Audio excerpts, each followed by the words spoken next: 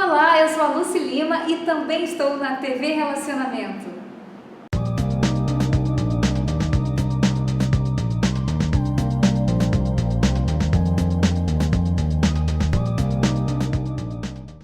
Olá, internautas, iniciamos mais um programa Gestão Executiva e hoje nós temos a honra e o privilégio de conversar com um grande profissional da área de segurança do trabalho. Engenheiro Rafael Mendes Martins, muito obrigado. É bom revê-lo depois de longos anos. Eu que agradeço, obrigado pelo convite. Conta um pouquinho, Rafael, onde você nasceu, um pouquinho da sua trajetória profissional. E a grande curiosidade do público que nos assiste é assim, em que momento da sua vida você falou, eu quero ir na área de exatas, quero fazer engenharia?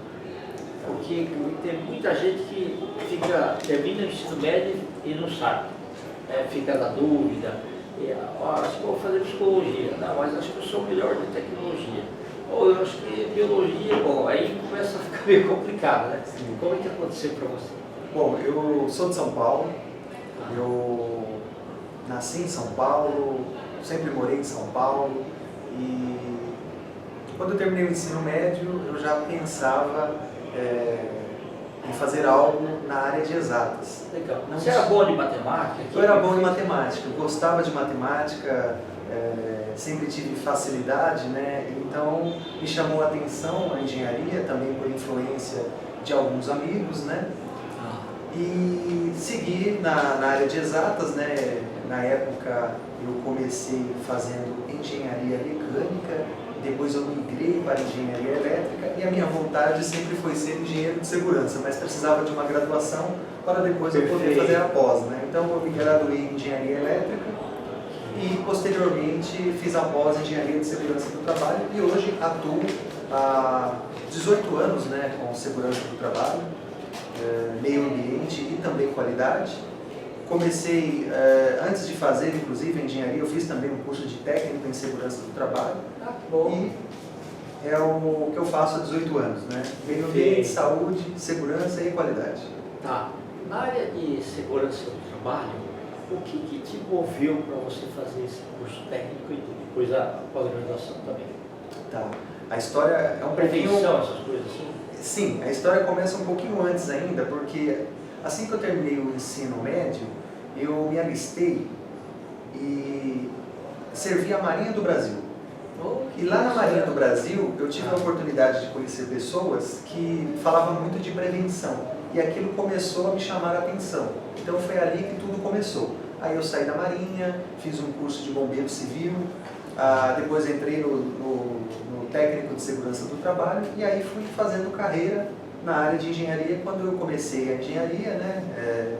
E hoje trabalho com bastante foco na segurança em eletricidade, segurança de ambientes estruturais, de pessoas principalmente, e venho fazendo esse trabalho de prevenção há 18 anos. Muito legal. Ô, Rafael, a gente nota que, principalmente os prédios mais antigos, eles foram concebidos para aquela época. Então, o que você tinha? Você tinha iluminação para escritório em si, algumas tomadas elétricas que muitas vezes era mais utilizado pela pessoal da limpeza e tudo mais, né? Mas aí, porque era a máquina da datilografar, você não usava quase nada. Mas aí, quando começaram a parte de computadores e um monte de coisa, e depois ar-condicionado, né? E você vai agregando uma série de coisas. Mesmo em residências, no começo, muitas foram feitas só para geladeira e televisão. Aí começa liquidificador, você precisa de micro-ondas, não sei o que lá tal. Aí tu começa a fazer aquelas gambiarras, né? Sim. Que começa a ficar perigoso, assim, se ficar diretão, né? É isso. E escritórios também pequenos acabaram tendo que fazer essas coisas. Então a prevenção aí é muito importante, porque a gente já tem casos aí de muitos incêndios aí que foram feitos em escritório e tudo mais, por uma economia que na verdade não valia de nada, né? É isso. Esse é um problema, né, que eu, fazendo consultoria, eu vejo diariamente, que são superdimensionamentos, né? Então, o projeto inicial era um, com o passar do tempo, a tecnologia, as facilidades e a implementação de novas máquinas e equipamentos vai sobrecarregando, porém a parte elétrica ela não foi alterada, não foi modificada, não foi atualizada. E aí é um grande problema, porque sérios riscos estão ali no local, né? Um deles e um dos principais é o risco de incêndio. Perfeito. Você recomenda também assim a troca de lâmpadas? Tem lugar que você vai, ainda existe lâmpada incandescente? Não, né? É muito difícil, Mas ainda tem. mas ainda tem. Tá. E nem em todo lugar trocaram as fluorescentes por LED ainda, né? Exato. O Brasil é muito grande, né? Então tem pontos que tem menos acesso a algumas atualizações, né? Mas ainda acontece de encontrarmos situações bem degradantes, né? O que preocupa bastante e cabe a nós dar consciência, informar, né? E solicitar o quanto antes as melhorias para que aquele local esteja seguro e adequado.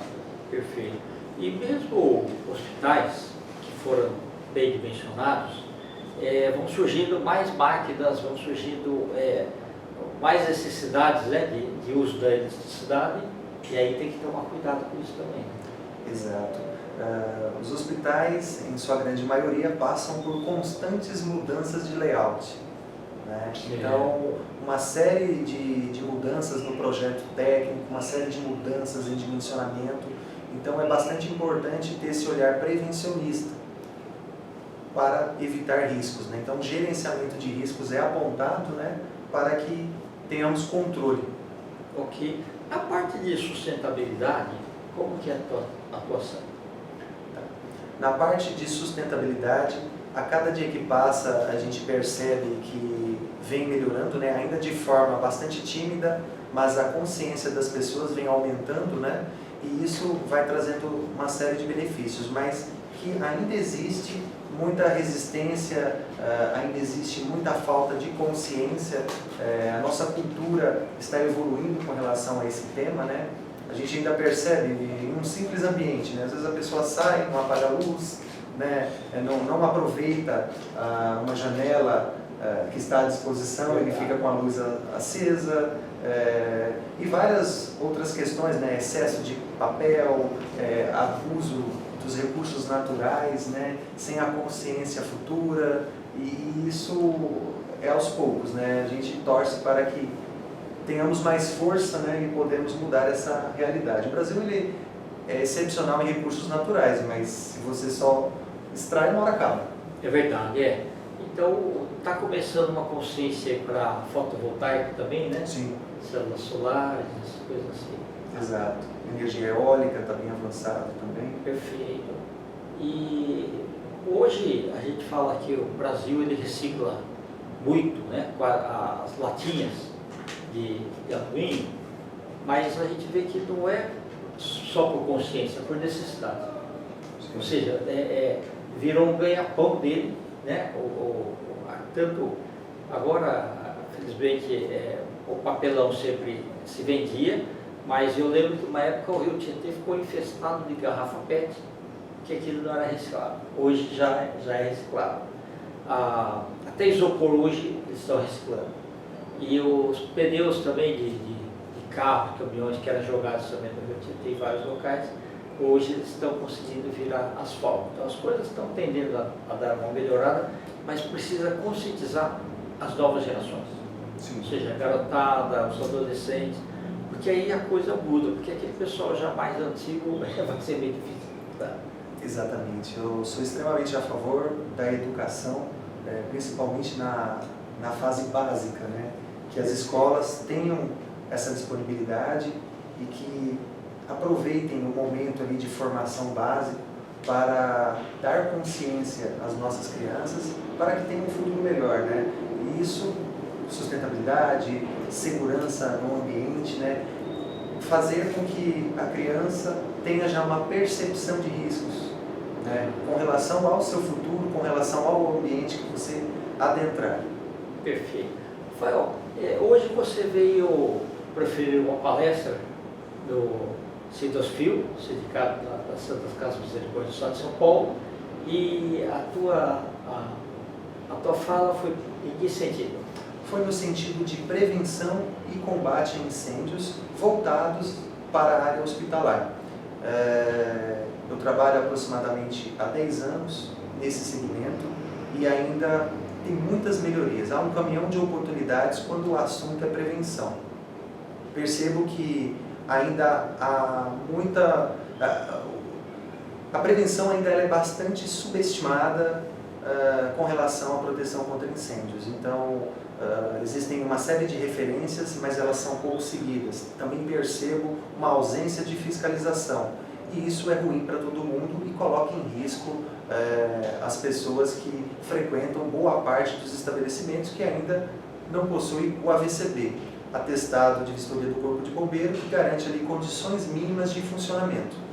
Perfeito, porque aí envolve tudo, né? Envolve escadas para emergência, as saídas que precisa, né? Entradas e saídas. Exato. Corredores também, sem os entulhos que se acha, né? Essas coisas assim. Exatamente. Inclusive, em engenharia nós aprendemos lá a teoria de Frank Beard, né? Isso. Então, para cada 600 quase acidentes, um acidente é grave ou até mesmo fatal, né? Então, sempre quando pega fogo em alguma organização, por quase 600 vezes aconteceu, né? Por quase 600 vezes houve oportunidade de melhoria, mas nada foi feito. Quando se fala em medidas administrativas e medidas físicas, ainda tem muito a que explorar. Por exemplo, as medidas administrativas como procedimentos, políticas de saúde e segurança, fluxogramas bem definidos, ainda é bastante simples, né? E talvez não passado às pessoas do ambiente de forma clara para que se tenha ali uma proteção. E levando para as barreiras físicas, ainda há muita negligência com relação a questões simples como extintores, hidrantes, a ausência de testes em centrais de alarmes. Isso quando tem muito local que não tem central de alarme, tem muito local que não tem detectores de fumaça, sprinklers, não há pessoas treinadas, não são feitos simulados periódicos e é muito importante que as pessoas se envolvam. Por mais que um prédio tenha tecnologia, o que é muito bom, mas se não haver pessoas treinadas, orientadas, capacitadas, o prédio só tem tecnologia, é bonito. Nós precisamos que as pessoas se envolvam mais, participem e assim aumenta a régua de segurança e certamente as pessoas estarão mais seguras. Perfeito. Rafael, nós estamos nos santos finais, gratidão, tá? Espero revê-lo muitas vezes. Eu queria que você deixasse seus contatos. Você, redes sociais, e-mail, o que for, nós vamos deixar escrito aqui também. Ok, eu agradeço. O meu telefone é 11 986910497 e também podem enviar mensagens, WhatsApp, também o e-mail que é rafaelmendes.qsms@gmail.com. Muito obrigado. Obrigado a você, tá? Tudo de bom. Internautas, com os agradecimentos então a esse fabuloso profissional engenheiro Rafael Mendes, nós finalizamos mais uma Gestão Executiva. Um grande abraço e até a próxima.